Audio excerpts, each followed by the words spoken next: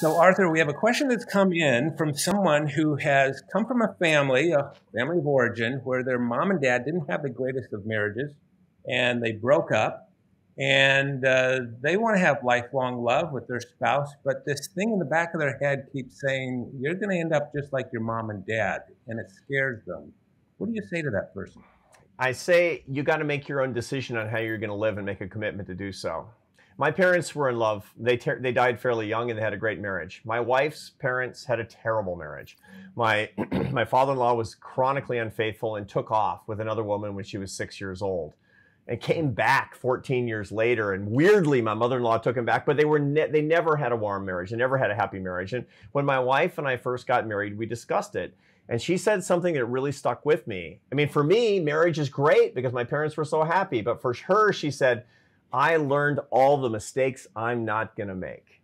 Wow. And this is the key. I mean, this is how to be in charge. Look, if your parents were happy, learn from the good example. Learn from the best practices. If your parents were unhappy, write down the worst practices. Worst practices are even more valuable than best practices. And nothing is truer than that in the case of marriage. Your parents' experience is not your fate. Get into the cockpit. You are the captain of your marriage. Act like it.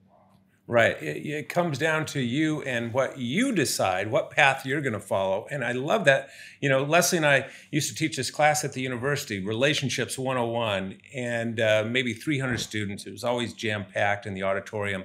And we would ask them, how many of you did not come from a home where you respected your mom and dad's marriage? And the majority of hands would go up. And then we do that very thing that you're saying. What can you learn from that? What do you want to have different in the home that you create, not the home that you came from? Right. So powerful, because it's just a little bit of a shift to begin to look back and realize that's a lesson. That's a class I took on how not to do things. Yeah, absolutely. I talk to people all the time and they say, oh, I'm so worried because my father was an alcoholic. And I feel like, you know, it's this way I'm going to wind up. And I say, like, I got this crazy new technology. It's called don't drink.